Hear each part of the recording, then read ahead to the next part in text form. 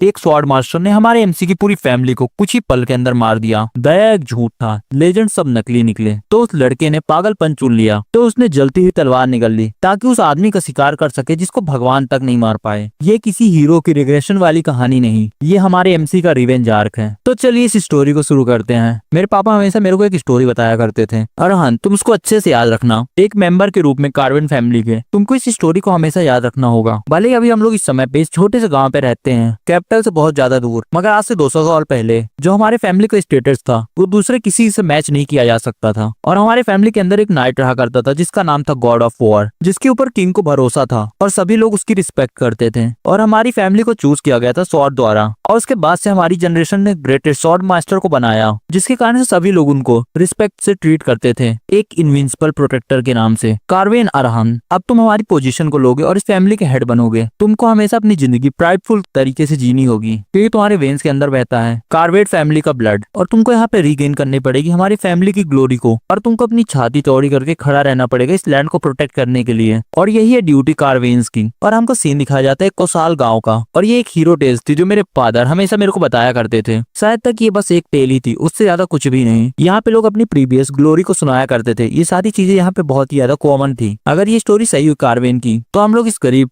गांव के अंदर नहीं रहते लैंडलॉर्ड के रूप में, और इसके साथ ही साथ हम लोग को अपना पूरा दिन इन लोगों के साथ काम करते हुए नहीं गुजारना पड़ता। और इसके साथ ही साथ मेरे फादर की स्टोरी में बहुत सारे छोटे छोटे होल्स भी थे, और जो हमारे फैमिली के फाउंडर और उनका एक पोर्ट्रेट, मैं भले उसको कितना भी देखूं मेरे फादर जैसे एक भी नहीं दिखते हैं, और ना ही मेरे जैसे, और ना ही वो शॉर्ट जो पास डाउन की जा रही पूरे फैमिली के अंदर, और कोई ऐसी चीज जो 100 साल पुरानी बनी हो उतनी ज्यादा सार कैसे हो सकती है। और यहाँ पे जो सबसे ज्यादा चीज मेरे को परेशान कर रही है, इस पूरे किंगडम के अंदर एक भी उनकी स्टोरी नहीं है, और उन सब जगहों में कहीं भी मेंशन नहीं किया गया हमारे एंसेस्टर का नाम लाइन कार्वेन। मैं आज तक नहीं ढूंढ पाया कि वो कहीं भी एक बार भी मेंशन किए गए हों। अगर इन सब बातों को कंसीडर किया जाए तो केवल एक ही कंक्लूजन में निकला जा सकता है, ये सारी टेल्स मेड अप है जो कि दी गई हैं डिसेंडेंट को, जाकि वो अपने आप में प्राउड कर सके। और तभी इसके पीछे कोई आते हुए कहता है, यंग मास्टर आप यहाँ पे क्या कर रहे हैं खड़े होके, आप कहीं ख्यालों में खोए हुए हैं क्या? अब ये समय हो गया है हम लोग के स्नैक्स ब्रेक का। तभी दूसरा ओल्ड मैन कहता है, अगर यहाँ पे तुम जल्दी नहीं आते हो तो यहाँ पे जितनी गर्म ब्रेड हो सब खत्म हो जाएंगी। अगर तुम बाद में आते हो तो मैं पूरा खा लूंगा खुद से। जो सुनने के बाद अरहान कहता है, रुको जरा मैं भी आ रहा हूँ, मेरे लिए कुछ बचाओ। यहाँ पे क्या ही फर्क पड़ता है करहान एक ग्रेट फैमिली है कि नहीं, यहाँ पे सभी लोग मेरे को बुलाते हैं, और इस जगह को मैं बहुत ज्यादा प्यार करता हूँ जहाँ मैं हमेशा से रहते आया हूँ, और उनको भी। यही वो करहान है जो मेरे को चाहिए, ऐसे ही जैसे चीजें अभी चल रही हैं। और तभी सीन चेंज होता है और वहाँ पे सभी की डेड बॉडी पड़ी रहती है। उसी के सामने अरहान अकेले खड़ा रहता है और चारों तरफ ब्लड ही ब्लड, और मुझको लगा कि ये मेरी पीसफुल और कंप्लीट स्टेटस होगा। और फिर से सीन चेंज होता और दिखाया जाता है, और वहीं लोग बात करते हुए जाते हैं। चलो ऐसा लगता है कि आज की कटाई काफी हो चुकी है, तो मैं आगे जाता हूँ मार्केट में और आसपास के टाउन्स में। मैं ये सब जल्दी करूंगा। मैं यहाँ पे सोच रहा हूँ वो सारी चीजें लेने के लिए जो तुम लोग को चाहिए। क्या यहाँ पे ऐसा कुछ है? यहाँ पे कून को एप्पल चाहिए, वो हमेशा बोलता है कि मैं बहुत दिन से फ्रूट्स को नहीं देखा हूँ। यहाँ पे ये काफी होगा हम लोग के लिए यंग मास्टर। और इसके साथ ही साथ मेरियोन का बर्थडे भी आने वाला है जल्दी, तो मैं उसके लिए एक अच्छी सी डॉल खरीद लाऊंगा। जो सुनने के बाद एक ओल्ड लेडी कहती है, तुमको ये सब चीजें कैसे पता चल जाती हैं? और वहीं पे वो जाते हुए कहता है, मुझको यहाँ पे सब कुछ पता है, मैं यहाँ पे अगला लॉर्ड बनने वाला हूँ, तुमको तो ये पता ही होगा ना। चलो मैं चलता हूँ, मैं तुम लोग से बाद में मिलता हूँ। और तभी पीछे से गाँव वाले चिल्लाते हुए कहते हैं, आप अच्छे से जाइएगा यंग मास्टर अरहान। और उनमें से एक पर्सन कहता है, हमारे यंग मास्टर जैसे यहाँ पे कोई भी नहीं है। हाँ तुम सही कह रहे हो, ये डिफरेंट है पूरी तरीके से दूसरे नोवेल से। मुझे हमेशा डर लगता रहता है कि कोई नोवेल लेडी उनको ले ना जाए। और तभी वो पर्सन कहता है, बहुत ज्यादा लेट होने से पहले ही हम लोग यहाँ का सारा काम करके चलते हैं। आज वो दिन है जिसमें हम लोग रेगुलर मीटिंग करें। और उसके मुंह के ऊपर एक स्लैश बन जाता है, और अगले ही पल उसका सिर कट के अलग हो जाता है बीच से। जो देख के वो यंग लेडी चिल्लाती है, कौन? और वो अगले पल उसके भी सिर के ऊपर एक स्लैश रहता है पतला सा, और उसका भी सिर, और चारों तरफ खून ही खून। और एक पर्सन जाते हुए कहता है, ये जो जमीन है इसको यहाँ से इरेज हो जाना चाहिए। यहाँ में तुम कौन हो? और वो पर्सन एक एक करके सबको मारते हुए जा रहा होता है ये जगह। और वहाँ पे जितने भी विलेजर्स रहते हैं उन सब के ऊपर एक पतले धागे जैसा सिंबल बन जाता है, और अगले ही पल उन सबकी बॉडी अलग अलग हो जाती है। और वो बढ़ते हुए कहता है, इसको मिट जाना चाहिए। और तभी ये सब देख के कोई पूरे अपने फ्रूट्स गिरा देता है और डॉल्स। और वो डरते हुए कहता है, सभी लोग क्यों? यहाँ पे सब लोग कैसे मर सकते हैं? और तभी उसके पीछे एक पर्सन आता है और उसको पकड़ते हुए कहता है, यंग मास्टर आप ये सब मत देखिए। जिसको देखने के बाद अरहान कहता है, बटलर यहाँ पे क्या कुछ गलत हुआ है? मैं जरूर से सारी चीजों को इमेजिन कर रहा हूँ। यहाँ पे सारे गाँव वाले और बटलर बताता है, वहाँ पे एक पर्सन आया और वो कह रहा था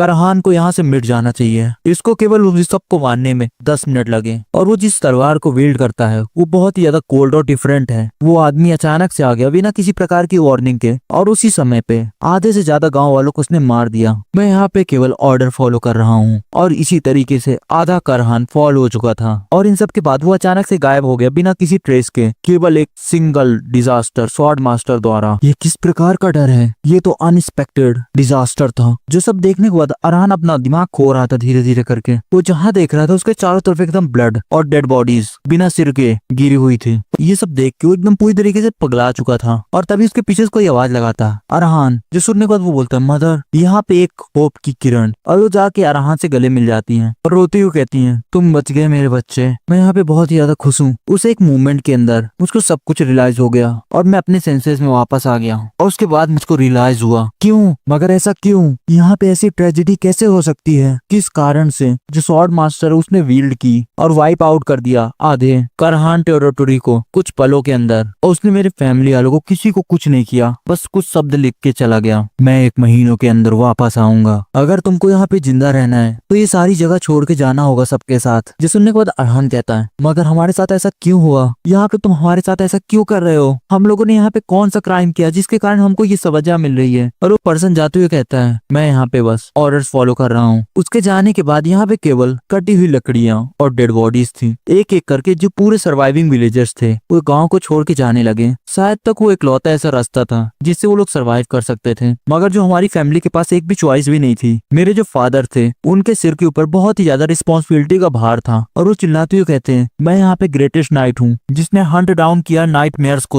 द आयरन ब्लडेड गार्डियन, जिसने एक समय पे पूरे किंगडम को बचाया था। यहाँ पे ये मेरी ड्यूटी है ताकि मैं प्रोटेक्ट उन ग्रेट इवल से। मैं यहाँ पे आसमान की कसम खाता हूँ, मैं ये सब कभी नहीं होने दूंगा। और ऐसे ही कुछ उनकी हेल्पलेसनेस प्लॉट के तौर पे झलक रही थी। मैं ये सारी चीजों को छोड़ के नहीं जा सकता हूँ। तभी उसकी मदर आके कहती है, अरहान मैं यहाँ पे बटलर को बोल दूंगी वो तुम्हारे लिए कैरेज प्रिपेयर करें और तुम इस टेरिटोरी से जितना ज्यादा दूर जा सकते हो उतना ज्यादा दूर जाना। यहाँ पे आप क्या कह रही है मदर? मैं आपको छोड़ के नहीं जा सकता। हम लोग अपने फादर को लेके साथ में जाएंगे ना। जो सुनने के बाद उसी की मदर कहती है, तुम्हारे फादर इस जगह को नहीं छोड़ सकते हैं क्योंकि वो फेस करना चाहते हैं अपने एनिमी को हेड ऑन, एक लॉर्ड के रूप में और उनके पार्टनर के रूप में। मैं उनके लास्ट समय तक उनके साथ रहना चाहती हूँ। जो सुनने के बाद अरहान रोते हुए कहता है, नहीं मदर आप ऐसा नहीं कर सकती, हमको साथ में चलना चाहिए ना, हम सब साथ में भी तो जा सकते हैं। अरहान तुमको ये याद रखना चाहिए, जो तुम्हारे फादर तुमको स्टोरी सुनाया करते थे वो कभी सच हुई नहीं थी। वो सब एक मनगढ़ंत कहानी थी जिसको बनाया गया था ताकि तुम अपने आप को ग्रेट समझ सको। यहाँ पे वो हिस्ट्री की फेलियर के अलावा कुछ नहीं थी। तो क्या तुम अपनी मदर के साथ एक प्रॉमिस बनाओगे? तुम यहाँ पे मेरे से प्रॉमिस करो कि तुम अपनी पूरी जिंदगी के अंदर स्वॉर्ड नहीं उठाओगे। प्रॉमिस करो मेरे से कि तुम हर समय सर्वाइव करोगे, भले सिचुएशन कुछ भी हो। यहाँ पे तुम रिवेंज भी नहीं लोगे, बस तुम अपनी जिंदगी अपने लिए जीना। और तभी बटलर पीछे से कहता है, लेडी कैरेज तैयार हो चुका है। बटलर अरहान का अच्छे से ध्यान रखना, तुम यहाँ पे मेक श्योर करना कि ये जितना ज्यादा दूर हो सके उतना ज्यादा दूर जाए और यहाँ पे कभी वापस ना आए। Yes my lady. नहीं मदर, मदर यंग मास्टर हमको जाना चाहिए।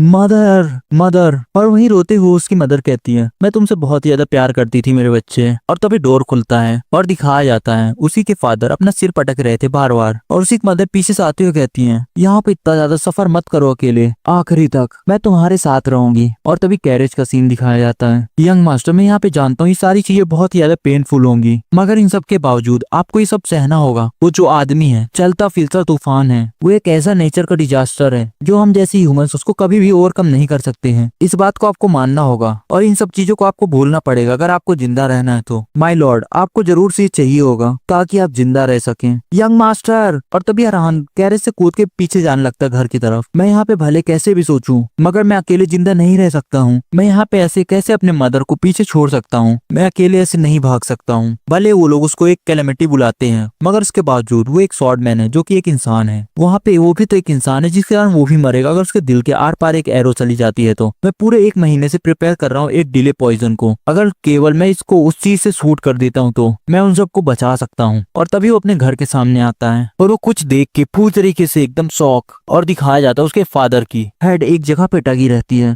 फ्लैग के साथ। हाउ फूलिश, क्या तुम यहाँ पे आए हो अपनी मौत को लेके? मैंने यहाँ पे तुमको मर्जी दिखाई थी मगर। और वो अपने मदर और फादर की डेड बॉडी देखने के बाद चिल्लाने लगता है एकदम पागलों की तरह, और वो अपनी एरो निकाल के शूट करता है उसी स्वॉर्ड मास्टर की तरफ। यहाँ पे तुम मर जाओ। मगर अगले ही पल उसकी पूरी बॉडी एकदम फ्रीज हो जाती है और उसके हाथ से उसका क्रॉसबो छूट जाता है और वो खुद भी जमीन में बैठ जाता है और अपना गला पकड़ के सांस लेने की कोशिश करता है। और उधर से वही स्वॉर्ड मास्टर कहता है, अभी तुम 18 साल के भी नहीं हुए, यहाँ पे तुम अपने आप को लकी समझो, आज मैं तुम्हारी जिंदगी नहीं लूंगा, जाओ और तुम अपनी डिस्पेयर को निकालो। यहाँ पे एक भी सिंगल करहान इस कॉन्टिनेंट के अंदर नहीं रहना चाहिए। अगर यहाँ पे तुम्हारी जरूरत भी हुई इस ब्लड लाइन को बढ़ाने की तो मैं तुमको फिर से तोड़ूंगा। करहान को केवल यहाँ पे डिसअपेयर हो जाना चाहिए। और अरहान अपनी मदर के पास दौड़ते हुए जाता है और अपने मदर को उठाते हुए कहता है ये कितना ज्यादा पिटीफुल था, और अपने मदर को गले लगा के फूट फूट के रोने लगता है और कहता है मैं यहाँ पे कुछ भी नहीं कर पाया और उसी दिन में सब कुछ खो गया कुछ पल के अंदर। और तभी उसकी स्वॉर्ड ग्लो कर रही होती है अंदर और उसको देखते हुए कहता है मुझे ऐसा ही लगा था। अरहान, करावेन, यहाँ पे कुछ रिस्पेक्ट दिखाओ तुम। और तभी उसके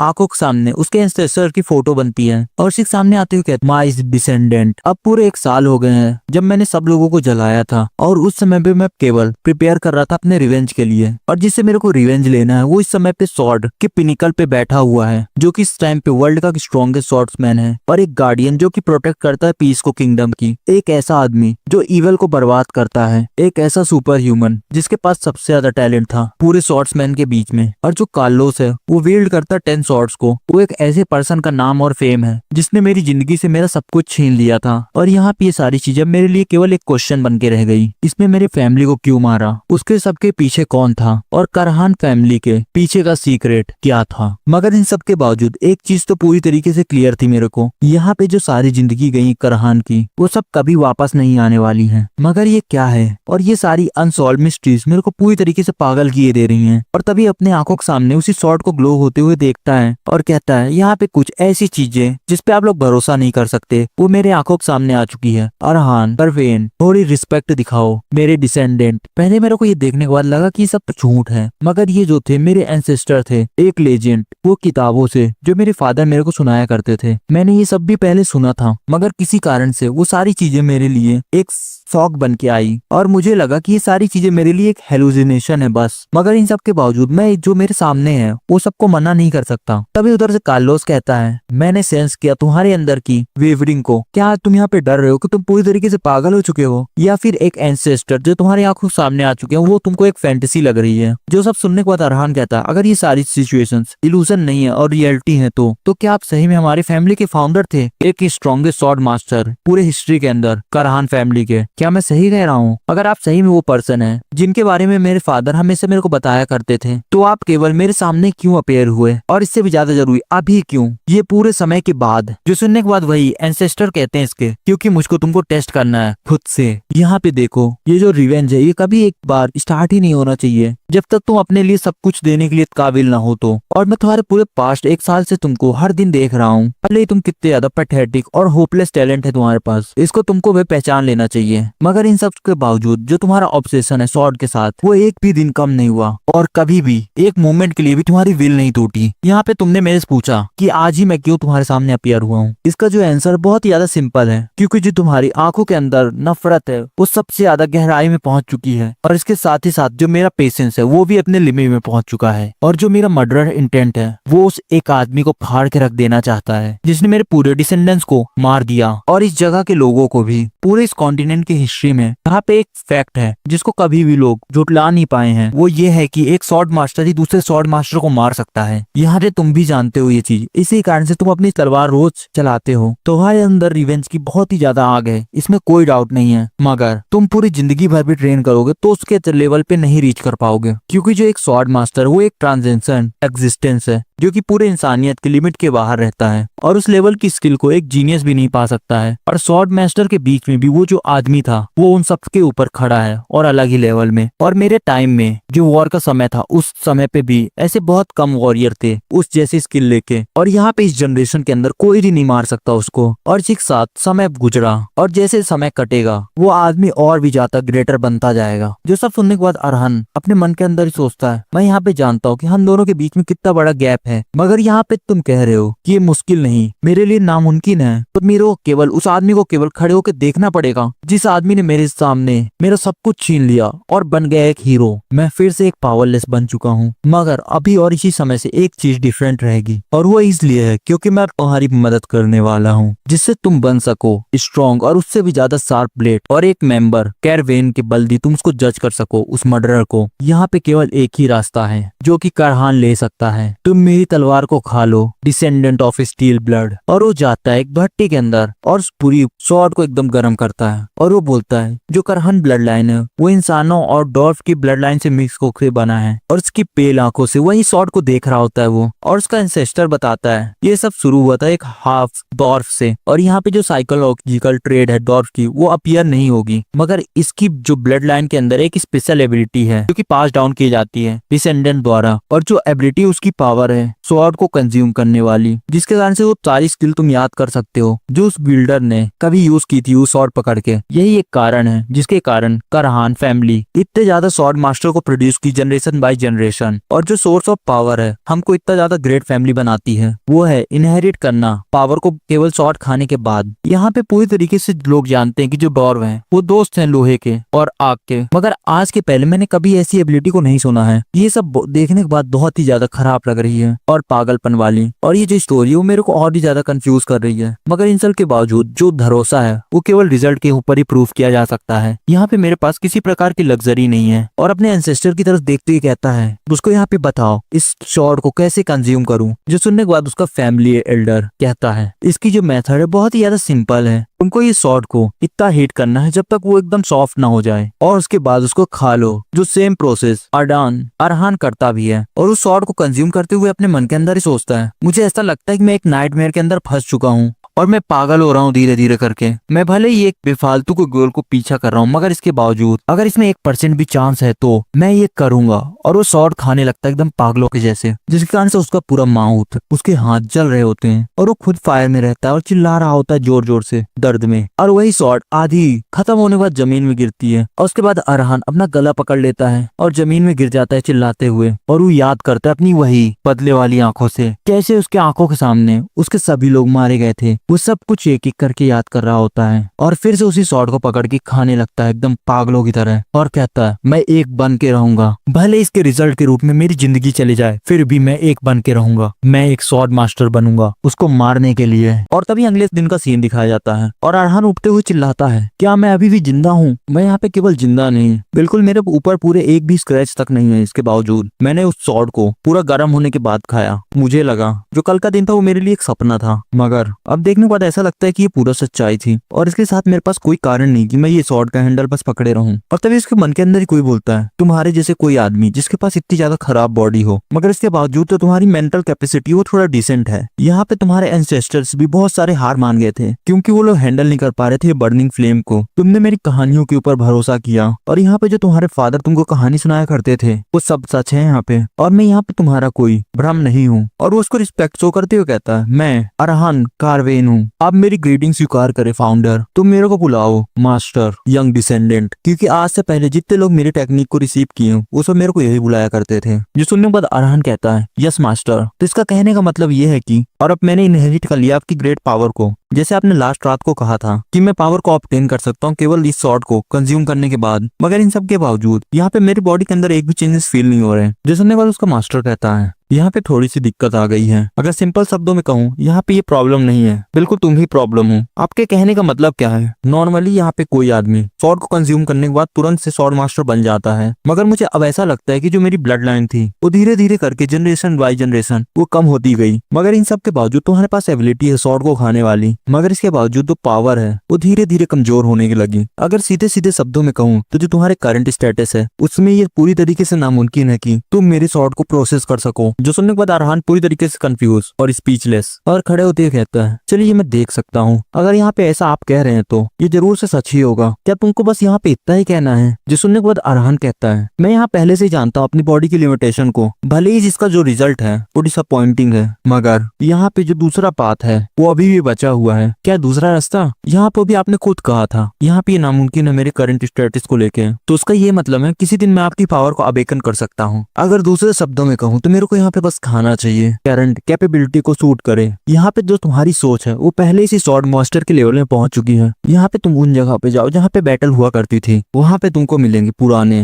वेपन्स, और मैं यहाँ पे वो हूँ जो वो सब सेलेक्ट करेगा। यहाँ पे ये कितना ज्यादा ग्लोरियस एटमॉस्फेयर है, जो डार्क मेजेस है उसको ये जगह पक्का से पसंद आएगी। और तभी रहन बताता है यहाँ पे जितना भी इस्लाम का कचरा है वो यहीं पे आता है। यहाँ पे सबसे ज्यादा खराब मटेरियल से लेके जो वेपन्स यूज नहीं होते वो भी। यहाँ पे इससे अच्छी जगह कहीं नहीं हो सकती जहाँ हम ये शॉर्ट्स ढूंढ सकते हैं जो खराब हो चुकी है। ये सुनने बाद उसी का मास्टर कहता यहाँ पे ये एक अच्छी स्टार्ट है। मुझको यहाँ पे ये याद है मैं हमेशा से ऐसे शॉर्ट को खाता था जो ब्लड में लथपथ रहे और कहीं भी वंडरिंग पड़ी रहे। यहाँ पे ये जो शॉर्ट पड़ी है वो सब फॉलन वॉरियर की है, और साथ में एक्स भी। यहाँ पे ये स्पेयर्स भी पड़े हैं टूटे हुए, और मैंने सब कुछ खाया, लगातार खाया, और जिससे मैं ताकतवर होते गया ताकि मैं सरवाइव कर सकूं। मगर किसी कारण से ये जगह मेरे को उसी टाइम की याद दिला रही है जहाँ पे मैंने लड़ा, तोड़ा और प्रोटेक्ट की लाइफ्स, और यहाँ पे बहुत लोग मरे और कुछ अगले दिन तक पहुंच पाए। उस समय की जो बैटल फील्ड थी वो एक प्रकार का स्ट्रगल था जो काउंटलेस जिंदगियों के बीच में चलता था, जो किसी मकसद के बिना ही लड़ा करते थे। मगर इन सब के बावजूद वहाँ पे कोई एक आदमी बच जाता था, और वो जो सिंगल पर्सन रहता था वही बनता था ब्रिलियंट लाइट। मैंने ढूंढ लिया, जाओ उसको उठाओ यंग डिसाइपल। वो एक ऐसी शॉट है जिसको तुमको खाना ही चाहिए, और जो तुम्हारी सेकंड शॉट होगी। और टाइम स्किप होता है, 1 महीने के बाद का सीन दिखाया जाता है। चलो ये ठीक होगा, अब यहाँ पे एक भी नहीं बची है, और इस पूरी जगह पे एक भी आदमी की मैं सोल भी प्रेजेंस नहीं कर पा रहा हूँ। और तभी कुछ लोगों का सीन दिखाया जाता है जिनमें से कोई कहता है यहाँ पे तुम सोच रहे हो कोई माइनर बायो लैब को यूज कर रहा है डार्क मेज की, यहाँ पे तुम क्या बकवास कर रहे हो। अगर ऐसी बात होती तो हम लोग उसी समय मर जाते जब हम लोग यहाँ पे अंदर आए होते। इस जगह को देखने के बाद ऐसा लगता है कोई फॉलन नोबल यहाँ पे छुपा बैठा है। मैं यहाँ पे चारों तरफ सूंघ पा रहा हूँ हाई माइटी सेंट को, और तभी से उनमें से एक पर्सन कहता है चलो अब हम लोग का लक हमारे साथ आ चुका है, ये जो काम होगा हमारे लिए बहुत ज्यादा इजी होगा। यहाँ पे तो एक भी केयर टेकर भी नहीं है। जरा देखो तो यहाँ पे लगता है कोई नोबल डॉटर रहती है। यहाँ पे पूरी जगह वुमेन्स के क्लॉथ पड़े हैं, वो भी अच्छे से। और तभी उनमें से कोई पर्सन कहता है क्या सही कह रहे हो तुम। उसी कपड़े को सुनते हुए कहता है इसका जो सेंट है वो भी डिफरेंट है और फ्रेश है। और तभी वो टकला हंसते हुए कहता है अगर हम लोग अपनी कार्ड सही से चले तो हम लोग किसी और प्रकार के भी मजे ले सकते हैं। तुम यहाँ पे ये मेरे को दो, मेरे को भी कुछ सेंट सूंघना है नोबल लेडी का। यहाँ पे जरूर से कोई तस्वीर तो टंगी होनी चाहिए, देखते हैं क्या कोई नोबल लेडी की है कि नहीं। और तभी उनके बीच में कोई चिल्लाता है रुको, वो चीजें मेरे मदर को पसंद थी। यहाँ पे उनको सही में बहुत ज्यादा नफरत थी, अगर कोई वहाँ पे मेस करे तो तुम उस चीज को शांति से वहाँ पे रख दो और बात करने के लिए तैयार हो जाओ। जो सुनने के बाद वही सारे लोग एकदम स्पीचलेस, और उन्हीं में से एक पर्सन कहता है यहाँ पे ये ब्रैड कौन है, क्या ये ओनर का बेटा है। और तभी टकला आदमी बोलता है अरे यार यहाँ पे लड़की नहीं है, टकले की ठरक देख रहे हो। और तभी अरहान पूछता हमसे पीछे से क्या तुम लोग यहाँ पे खाना ढूंढ रहे हो या फिर रहने की जगह। अगर तुमको इनमें से कुछ चाहिए तो केवल तुम कह दो, अगर यहाँ पे ऐसी कोई बात हुई तो मैं शांति से सुनूंगा और तुमको रहने दूंगा। सुनने के बाद वही टकला पर्सन कहता है यहाँ पे ये ब्रैड क्या बोले जा रहा है उतनी देर से, क्या इसने अपना दिमाग खो चुका है। सही में इन नोबलों के अंदर एक भी डर का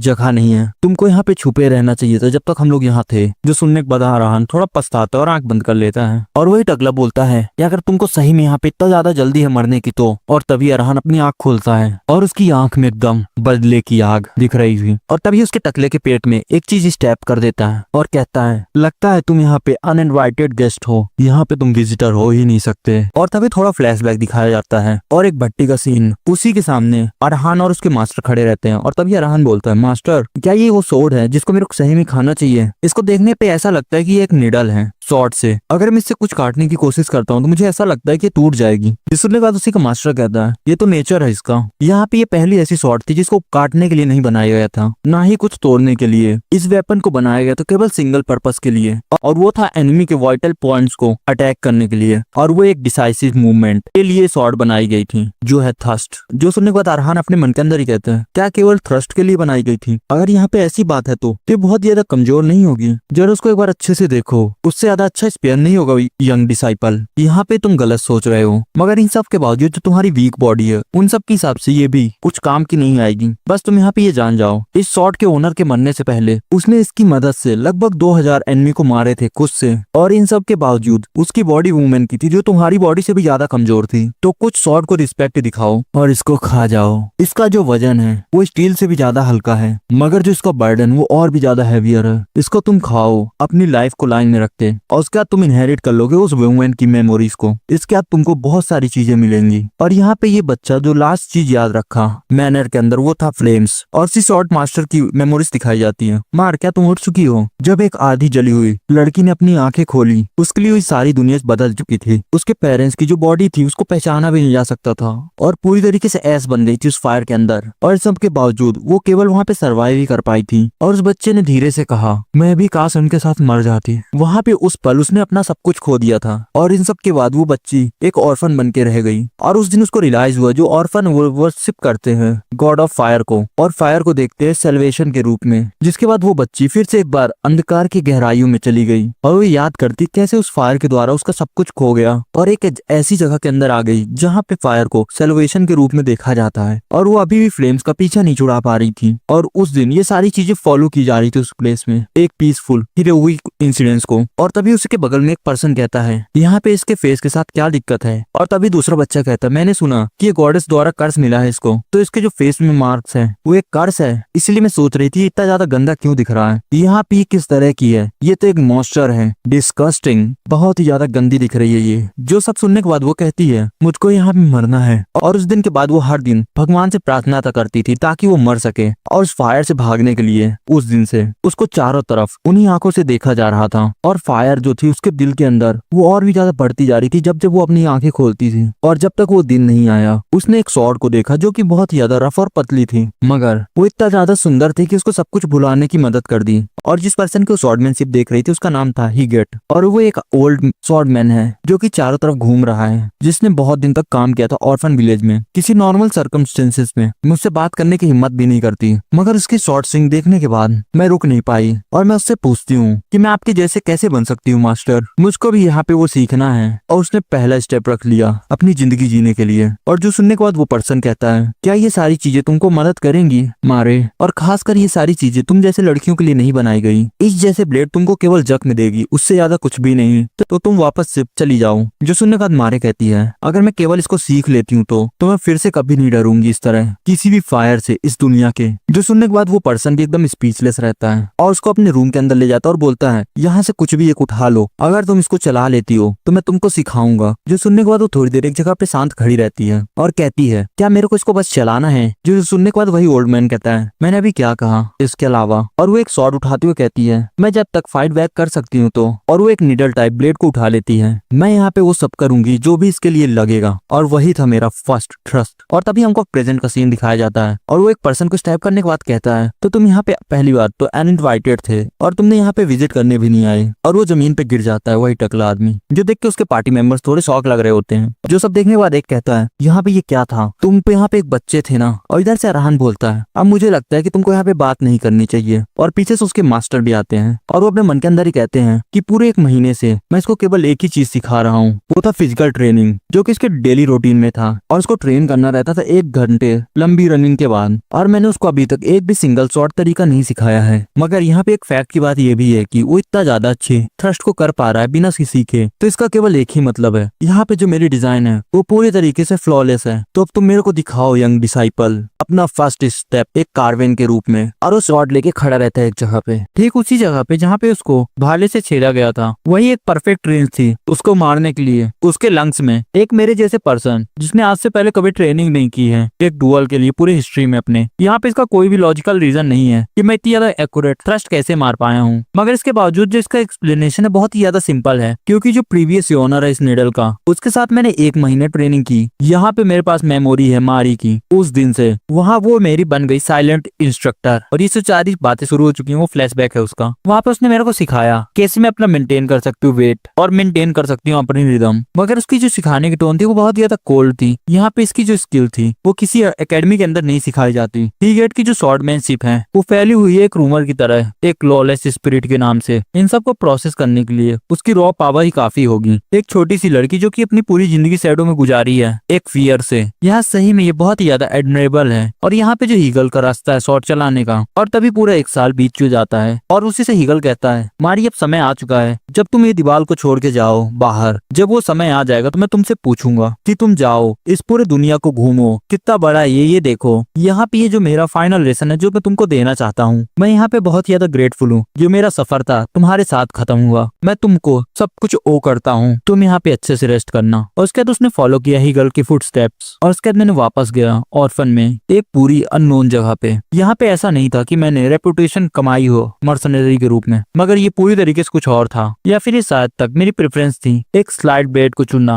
निडल जैसे। और यहाँ पे फैक्ट की बात ये भी थी कि मैं एक लड़की थी जो कि रियरली देखी जाती थी फ्रंट लाइन में। उन्होंने मेरे को टाइटल दिया द स्टेचिंग गैप्सी, और तभी प्रेजेंट का सीन दिखाया जाता है और आरान बोलता है जो यहाँ पे फिनोमिना है समन करने का, वो यहाँ पे मना किया गया है बोलने से। यहाँ पे जो उसका लाइफ का एक्सपीरियंस था वो मेरे दिमाग के अंदर बहते हुए आ रहा था और मुझसे कहता है, और उसके सामने पड़ा हुआ वही टकला बोलता है यहाँ पे रुको, एक सेकंड के लिए रुको, क्या तुम मेरे को यहाँ पे बस छोड़ नहीं सकते हो प्लीज, मैं तुमसे भीख मांगता हूँ। और तभी हरान फिर से उसके चेस्ट पे वही निडल घुसेड़ देता है और कहता है अब यहाँ पे ये जॉब खत्म हो चुकी है, और यहाँ पे ये पहली टाइम था जब मैंने किसी की लाइफ ली है, मगर इसके बावजूद ये जो फर्स्ट टाइम था वो मेरे को स्ट्रेंज फील कर रहा है, और मेरे को यहाँ पे 1% भी गिल्ट नहीं आ रही और ना ही हॉनर हो रहा। यहाँ पे जो मेरे आंखों के सामने सिचुएशन है वही बस मेरे दिमाग पे पूरी तरीके से चल रही है। मैं यहाँ पे एक ओपनिंग इसलिए ढूंढ पाया क्योंकि ये मेरे को एक थ्रेट समझता ही नहीं था, मगर अब मैं चारों तरफ से घिर चुका हूँ। अब यहाँ पे मैं 1% भी केयरलेस नहीं हो सकता दोबारा से। अभी तक उनको पक्का रियलाइज हो चुका होगा कि जो ऑड्स है उनके फेवर में है, तो वो लोग इतना ज्यादा हेजिटेट क्यों कर रहे हैं मेरे को स्ट्राइक करने के में, भले उनका नंबर मेरे ज्यादा है। और तभी उसके पीछे से उसका मास्टर कहता है वो लोग तुम्हारे डर के कारण पैरालाइज हो चुके हैं। यहाँ पे ये सारी चीजें एकदम नेचुरली हैं, जिस प्रकार की तुमने स्किल्स अभी उनको दिखाई, वहाँ पे तुमको उनकी आवाज से डर नहीं समझ आ रहा, एक छोटा सा ही सही, मगर उनकी आंखों में फियर दिख रहा है अपनी जिंदगी के खोने का। और तभी उन ग्रुप में से कोई एक कहता है हम लोग यहाँ पे क्या करना चाहिए, और उसका रिप्लाई देते हुए दूसरा कहता है भला मेरे को यहाँ पे ये सब कैसे पता होगा। और तीसरा अपने दांत पीसते हुए कहता है यहाँ पे सही में बहुत ज्यादा फ्रस्ट्रेटिंग लगता है जब तुम्हारा एनिमी तुमसे ज्यादा पावरफुल हो और अचानक से आ जाए। यहाँ पे सही उसका फेस देखने के बाद ऐसा लगता है कि वो पूरी तरीके से अनस्टॉपेबल है, भले वो एक बच्चा दिख रहा है उसके बावजूद। तुम एक बुचर हो इनकारनेटी, आई सी, अगर ऐसी ही बात है तो। और वो उनकी तरफ अटैक करने के लिए बढ़ जाता है अपनी नीली वाली शॉट लेके, जो देख के वो तीनों मेंबर एकदम डर जाते हैं। चलो अब मुझको मिल चुकी है एक ओपनिंग, तुम यहाँ मेरे से पीछे रहो नहीं तो मैं तुमको पूरी तरीके से बर्बाद कर दूंगा, तुम एक ब्रैट हो बस, उससे ज्यादा कुछ भी नहीं। और अरहान के ऊपर एक अटैक कर देता है जिसको अरहान पीछे हट के बहुत आसानी से डॉज कर लेता है, और एक ग्लिम्स भरी आंखों से उसको पूरी तरीके से डरा देता है, और एक उसी शॉट के और एक थ्रस्ट से उसके गले पे अटैक कर देता है और कहता है टेकेट ने एक बार कहा था भले तुम यहाँ पे पैदा नहीं हुए बहुत ही ज्यादा स्टेमिना और फेम के साथ एक आदमी जैसे, जिसके कारण से तुम अपनी फाइट को ज्यादा देर तक नहीं खींच सकते हो। और तभी तीसरा मेंबर चिल्लाता है बहुत जोर से और उसकी तरफ चार्ज कर देता है अपनी स्पेयर से, जिसको अरहान डॉज कर लेता है जंप करके,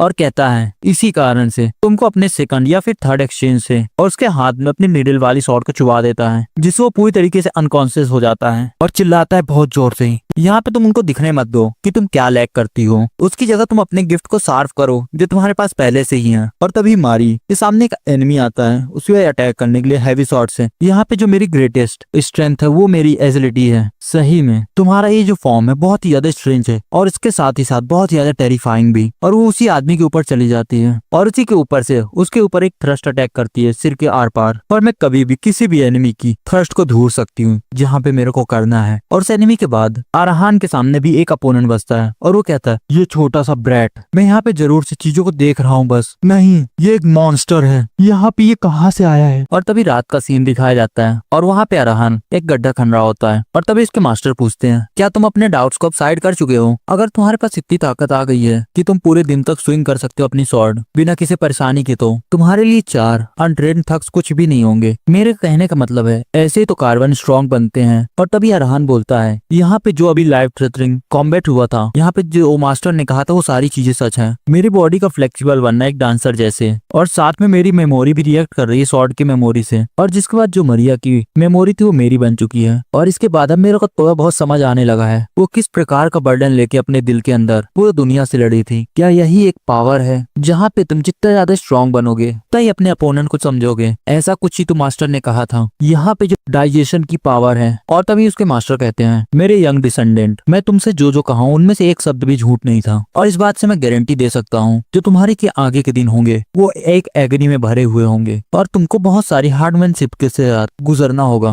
जो कि मौत से भी ज्यादा बदतर होंगी एक ऐसे समय में जहाँ पर तुमको आज की मेहनत एक ब्लेसिंग लगेगी। इन सब के बावजूद क्या तुम इस रास्ते पे चलोगे? जो सुनने के बाद अरहान कहता है, अगर मैं सिर्फ कार्लोस के थ्रोट पे अपनी ब्लेड रख सकता हूँ तो यहाँ पे मैटर नहीं करता कि रास्ता क्या होगा, मैं हमेशा आगे चलूंगा मास्टर। और तभी सीन शिफ्ट होता है और अरहान कहता है, मास्टर क्या ये जो रास्ता था वो सही है? और वो एक माउंटेन की क्लिफ को क्लाइम कर रहा होता है, क्या सही में? और उधर से उसके मास्टर कहते हैं, जो तुम्हारे कल रात की ग्रिड थी वो कहाँ गई? और यहाँ पे तुम्हारे दिमाग के अंदर वापस से डाउट आ रहे हैं, मुझे लगा था कि जो तुम्हारी स्ट्रेंथ है वो कभी ना हारने वाली है, बस नहीं तुम हमेशा से ऐसे ही थे बचपन से। मुझको तुमको ये सारी चीजें किसी पॉइंट में बताना था मगर मैं तुम्हारी क्यूरियोसिटी को पहले मिटाता हूँ। यहाँ पे जो स्वॉर्डमैन का पाथ है वो 5 स्टेजेस में डिवाइड है। स्वॉर्ड बिगिनर, जिसको तुम लोग एक एंट्री पॉइंट भी बोल सकते हो स्वॉर्डमैन की वर्ल्ड के में। ये रिलम उन लोगों के द्वारा पाया जा सकता है जिनके पास मार्शल आर्ट का टैलेंट है और स्वॉर्ड वॉकर का। और स्वॉर्ड रनर उनको कहते हैं जो अपने आप को स्टेब्लिश किए हैं एक स्ट्रॉन्ग इंडिविजुअल के रूप में बैटलफील्ड के अंदर। और स्वॉर्ड एक्सपर्ट, एक ऐसा हीरो जो अकेले ही पूरे वॉर का टाई बदल सकता है और जो इन सब के ऊपर रीच कर सकता है। उनको बुलाया जाता है गॉड का राइवल, एक ऐसा रिलम स्वॉर्ड के दिल का, उसको बोलते हैं स्वॉर्ड मास्टर। यहाँ पे मेरे को आंसर दो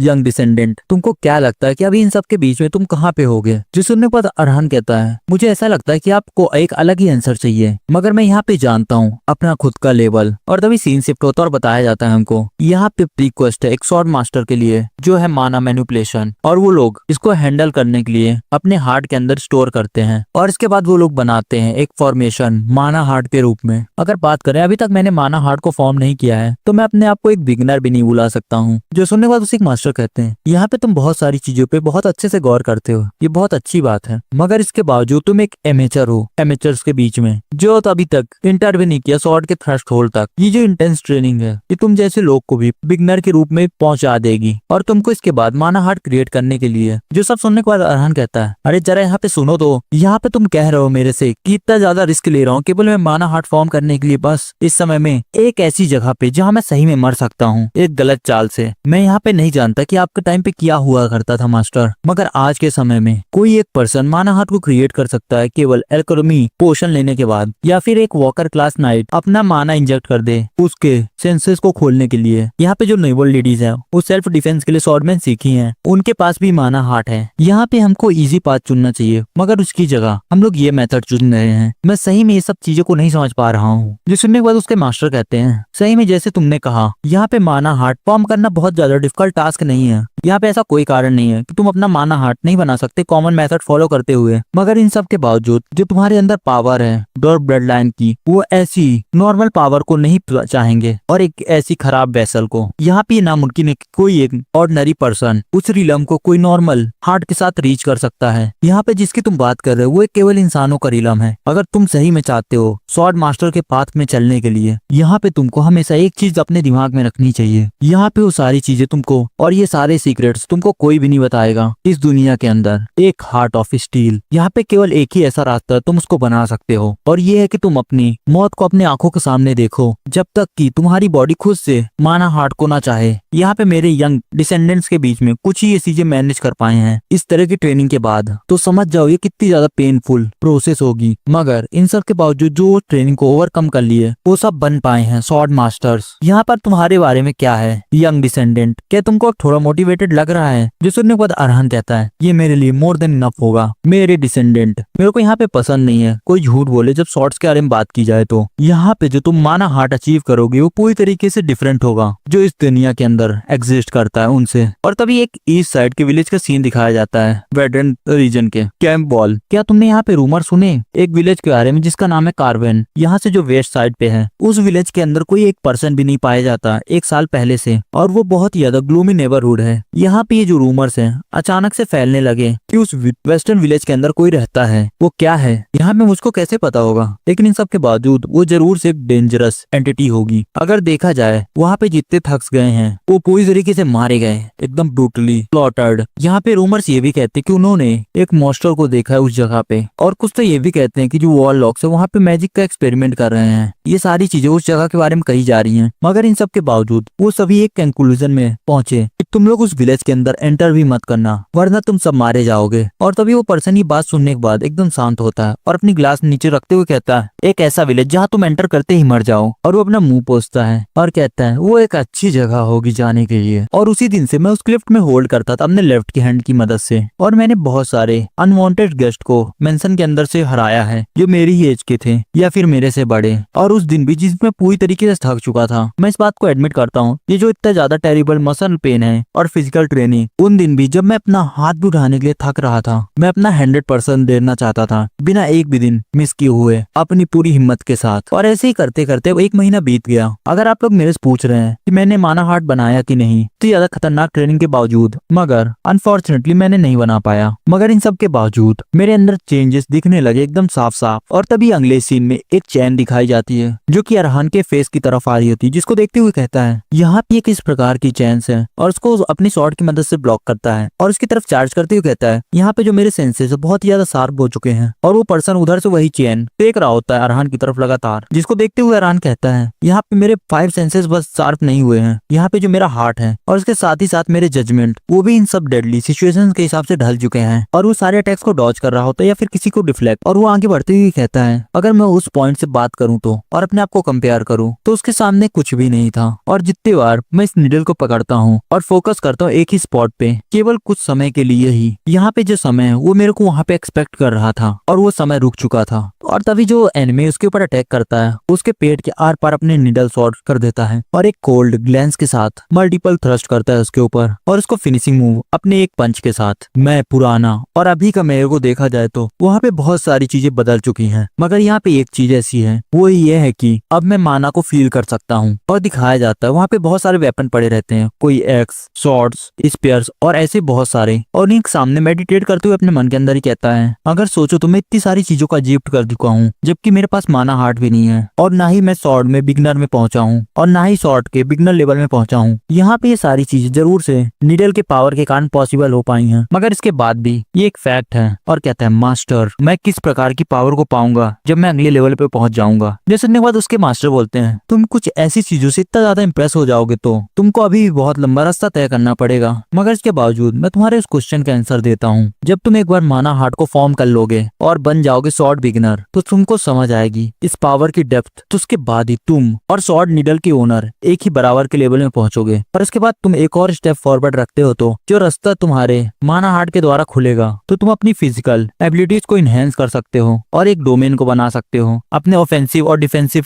अटैक्स के लिए। और तुम रीच कर लोगे एक सुपर ह्यूमन का रेलम, और जिसको इस दुनिया के लोग बुलाते हैं स्वॉर्ड वॉकर। सोचो तो ये अगला स्टेज है विगनर के बाद का, मगर इसके बाद भी तुमको डिफरेंस पता चल गया होगा कि इन दोनों के बीच में कितना बड़ा है। क्या ये तुम्हारे क्वेश्चन का वैलिड आंसर होगा? जो सुनने के बाद अरहान कहता, हाँ चलिए मास्टर, मैं इसको समझ आ गया। अगर ऐसी बात है तो मेरे को आपसे एक और क्वेश्चन पूछना है। अगर जो चीजें मैं देख पा रहा हूँ वो सही में है, वो जो आदमी था मेरे टेरिटरी के अंदर घुसा था कुछ समय पहले और जो यहाँ पे बैठा था, वो लोग स्वॉर्ड वॉकर थे ना? हाँ तुम यहाँ पे सही कह रहे हो। यहाँ पे जितने भी आदमियों से तुमने लड़ा था वो उन सबसे डिफरेंट लेवल में ही था। यहाँ पे तुम क्या करोगे अपनी करंट स्टेटस में? यहाँ पे तुम उनके सामने एक सेकंड भी नहीं खड़े हो सकते। जो सुनने के बाद अरहान कहता है, अब मैं यहाँ पे पूरी सिचुएशन को ऑब्जर्व करूंगा और सबसे वर्स्ट केस के लिए तैयार हूँ। वैसे भी यहाँ पे मेरे पास किसी प्रकार की चॉइस नहीं है। तो सुनने के बाद उसे एक मास्टर कहते हैं, तो तुम्हारा कहने का मतलब है कि इस टेरिटरी को तुम छोड़ दोगे ताकि तुम अवॉइड कर सको फाइट को जिसको तुम जीत नहीं सकते। और जो सुनने के बाद अरहान कहता है एक सैड फेस बनाते हुए, यहाँ पे ये मेरे लिए ऑप्शन नहीं है। यहाँ पे वैसे भी बहुत समय हो चुका है और ये बन चुका है एक ऐसी जगह जिसको रिपेयर नहीं किया जा सकता। ये केवल एक लौती ऐसी जगह है जहाँ पे मेरी पूरी मेमोरीज को होल्ड किया जाता है। जो सुनने के बाद उसके मास्टर भी थोड़ी देर शांत रहते हैं और कहते हैं, तो ताकतवर बनो डिसेंडेंट। यहाँ पे आयरन किंगडम के अंदर केवल ताकतवर ही लोग आंसर देते हैं। भले यहाँ पे जो तुम्हारी सिंपल बीस भी एक ग्रीड है या फिर लग्जरी, इस समय पे तुम डिवावर कर लो अपने इमोशंस को और फीलिंग्स को और यूज करो उनको एक आगे बढ़ने वाली फोर्स के रूप में, और पाओ अपने डिस्पेयर को और उन सबको फील करो एक ट्रायल के रूप में, ताकि तुम बन सको एक स्टील जैसे हार्ड पर्सन। तो यहाँ पे तुम्हारे ऊपर कोई हंस ना सके इस पूरी दुनिया के अंदर। क्या ये सब मेरे को इसलिए फील हो रहा है क्योंकि जो मास्टर के वर्ड्स हैं वो मेरे को रीच कर पाए हैं। और तभी उसी नाइट के सामने जाता है और वो नाइट कहता है, यहाँ पे तुम भागने की सोचना भी मत। अगर तुम ऐसा करते हो तो और अपनी पीठ मेरे को दिखाते हो तो मैं तुमको उसी समय काट दूंगा। और यहाँ पे हमारे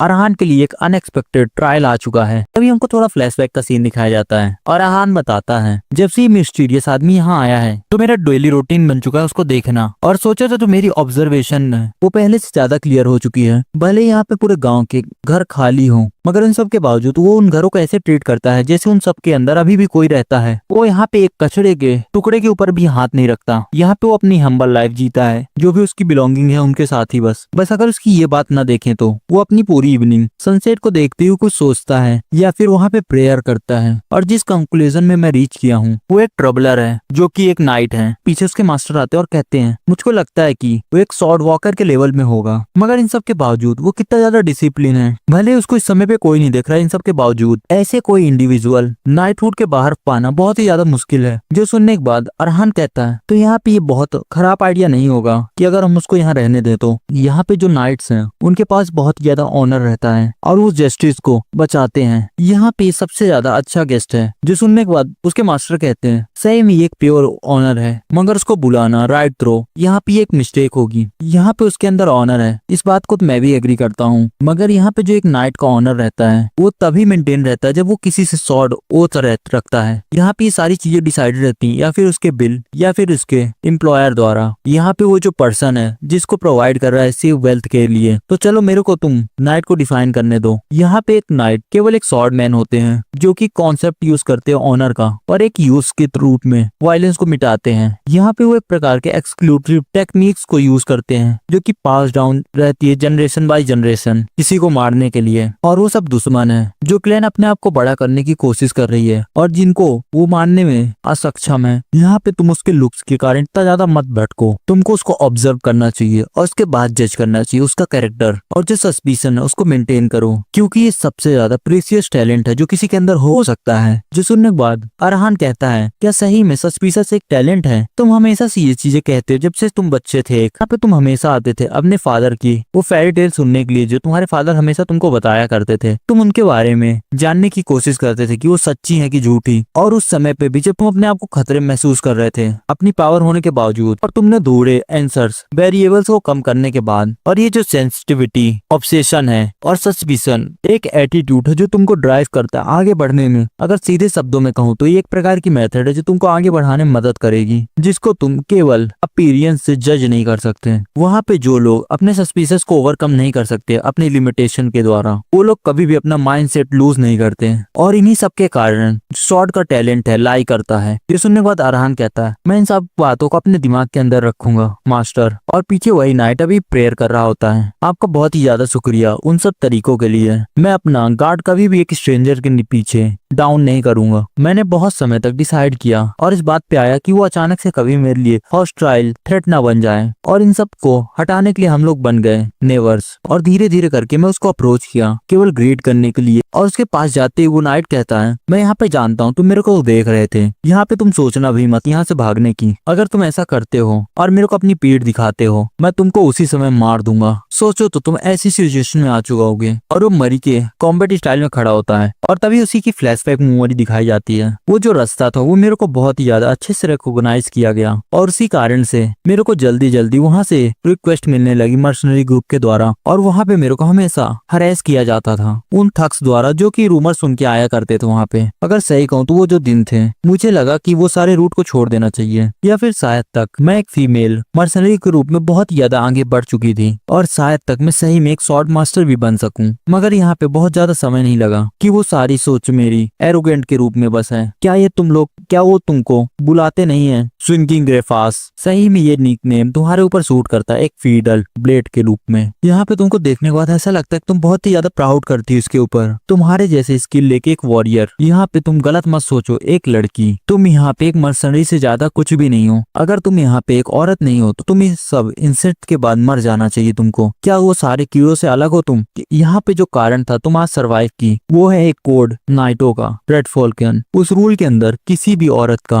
और बच्चे की जिंदगी नहीं ली जाती। तो तुम अपनी पूरी आज से जिंदगी इसी बात के ऊपर गुजार देना। और उसी दिन से मेरे और उस आदमी के बीच नहीं, उस दिन से मेरे और नाइट्स के बीच में एक बहुत बड़ा गैप बन गया, जिसको मैं कभी भी ओवरकम करने की सोची भी नहीं। और कुछ समय के बाद मेरे को ये पता चला उस लेवल में जो था वो उसका नाम था स्वॉर्ड वॉकर। और वो अपने मन के अंदर ही कहता है जो मेमोरी मरियक मेरे पास है उस वर्जन के हिसाब से वो मेरे से बहुत ही ज्यादा ताकतवर थी। कोई ऐसा आदमी जिसके ऊपर वो हाथ भी नहीं उठा पाई। यहाँ पे मेरे को फील हो रहा है कि मैं इसके साथ कंपेयर भी नहीं किया जा सकता हूँ। और इसके अंदर से मुझको फील हो रही है एक ओवरवेलमिंग डेथ की प्रेजेंस। क्या इसी कारण से मेरी जो हार्ट बीट है वो बहुत ही ज्यादा फास्टर और फास्टर बीट करने लगी और मैं देख पाया एक सुपर ह्यूमन रिलम को जो कि स्वॉर्ड वॉकर या फिर उनसे ऊपर वाले हैं, जहाँ पे माना बॉडी के बाहर निकलता है वायर्स के रूप में और तुमको प्रोवाइड करता है एक अच्छा ऑफेंस और डिफेंस एक ही साथ। और तभी इसको कुछ सेंस होता है जब वहाँ पे उसकी पूरी बॉडी के ऊपर स्लाइसेस रहते हैं और अपने मन के अंदर ही कहता है ये तो स्वॉर्ड वॉकर पाथ था।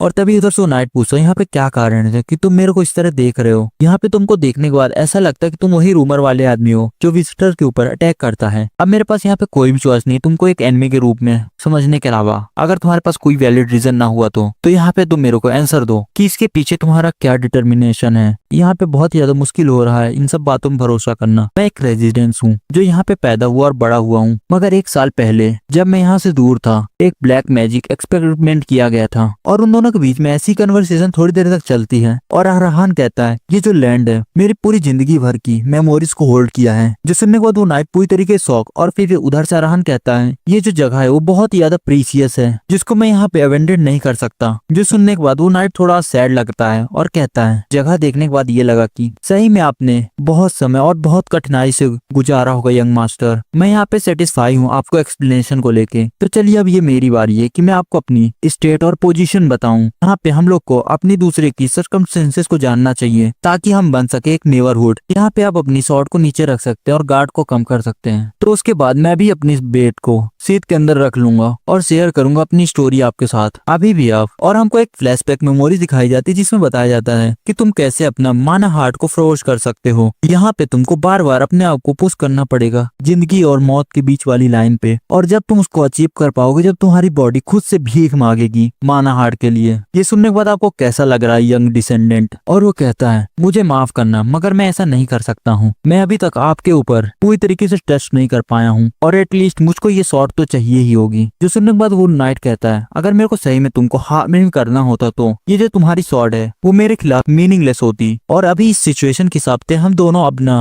वेपन को नीचे रखेंगे। और मैं यहाँ पे अपनी शॉट को पहले सीट में इसलिए नहीं रख सकता क्योंकि ये नाइट हॉनर नहीं है। मुझको यहाँ पे अपना हॉनर तो बचाना ही होगा। जो सुनने के बाद अरहान कहता है मुझे ये चीजें पता है मगर इसके बावजूद मैं यहाँ पे बैक डाउन नहीं कर सकता हूँ। और वो रिमेम्बर करता अपना एक पास्ट मेमोरी जिसमें उसके सामने कॉलेज जाते हुए कहता है यहाँ पे तुम घुटने में बैठो डर के मारे, तुमने सरेंडर कर दिया बिना मेरे से फाइट किए हुए। मैं यहाँ पे कसम खाता हूँ मैं ऐसी चीजें दोबारा कभी नहीं करूंगा। और तभी अरहान उसी नाइट की तरफ जाता है जिसको देख के अपने मन के अंदर ही वो नाइट कहता है ये लड़का। इसको देखने के बाद ऐसा लगता है कि ये एक लड़की जैसे है मगर इन सब के बावजूद इसकी जो पूरी बॉडी है वो साइन दे रही कि वो बहुत ही ज्यादा टाइम से गुजरा है। सोचो तो इसकी जो पोजीशन एकदम कमजोर लग रही है और इसका जो बैलेंस है वो भी बहुत कम। मगर इन सब के बावजूद ये अभी तक अच्छे से स्वॉर्डमैनशिप नहीं सीखा है। यहाँ पे ये यूज कर रहा है एक ऐसी स्किल को जो केवल एक स्ट्राइक के ऊपर डिपेंड करती है। भले ये कितना बड़ा जीनियस हो इसके बावजूद अभी तक ये बिगनर के लेवल में नहीं पहुंचा है। अगर दूसरे शब्दों में कहूँ तो ये मेरे लिए किसी प्रकार का खतरा नहीं है। मगर इन सब के बावजूद ये बच्चा जानता होगा अपनी लिमिट्स। और इसके साथ इसकी आंखों को लेकर दिक्कत क्या है, यहाँ पे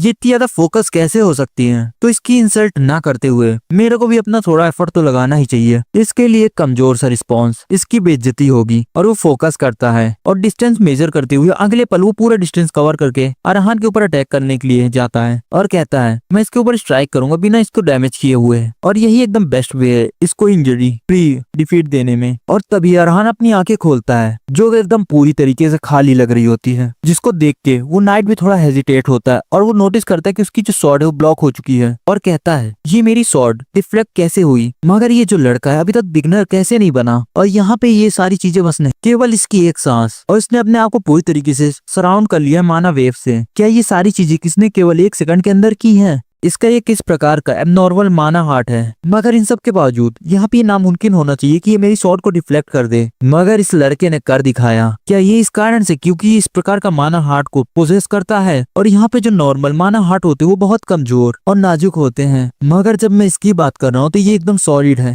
एक स्टील जैसे। और तभी उधर से नाइट कहता है मैं यहाँ पे पूरी तरीके से श्योर नहीं हूँ, मगर एक चीज पूरी तरीके से क्लियर है मेरे लिए, जो इसकी स्वॉर्ड है वो मेरी तरफ आ रही है और ये कंटेन करती है उस लड़के की पूरी तरीके से एग्जिस्टेंस, एक स्ट्राइक जो उसकी लाइफ को लेके चलती है। और तभी अरहान सांस लेता है एकदम और अपने मन के अंदर ही कहता है उस नाइट की स्वॉर्ड को ब्लॉक करना ये मेरी स्किल नहीं थी बल्कि ये केवल एक फ्लुक था, क्योंकि जो स्टार्टिंग से ही इस नाइट का कोई भी इंटेंशन नहीं था मेरे को हार्म करने का और ना ही हर्ट करने का। इसीलिए उसने एम किया मेरे वाइडल पार्ट को जहाँ पे मेरे को ज्यादा इंजरी ना हो। इसी कारण से उसकी स्वॉर्ड को मैंने ब्लॉक कर पाया है और मैंने उसकी प्रोजेक्टरी को प्रिटेंड कर लिया था और मैंने थ्रस्ट मारी अपनी नीडल से उसी गैप पे, और जिसके कारण से मैंने उसकी स्ट्राइक को ब्लॉक कर लिया। और जो उस 1 सेकंड का प्राइस था वो कुछ स्लाइटली नहीं था और अब मेरी पूरी बॉडी दर्द से चिल्ला रही है। सही में ये हम लोग के बीच का गैप है, एक भेड़ी और एक प्रे के बीच का। मगर इन सब के बावजूद ये कुछ ऐसी चीज है जिसको मैं बहुत समय से चाहता हूँ। अब मैं फाइनली अवेक कर लिया अपना माना हार्ट जो कि स्टील का है। मगर इन सब के बावजूद मैं एक बिगिनर हूँ अभी भी, मगर जो मेरी ट्रस्ट है उस तक कभी पहुंचेगी भी नहीं। अब मेरे पास केवल यहाँ पे एक ही रास्ता बचा और वो ये है कि मुझको है ना खुद का पाथ क्रिएट करना पड़ेगा।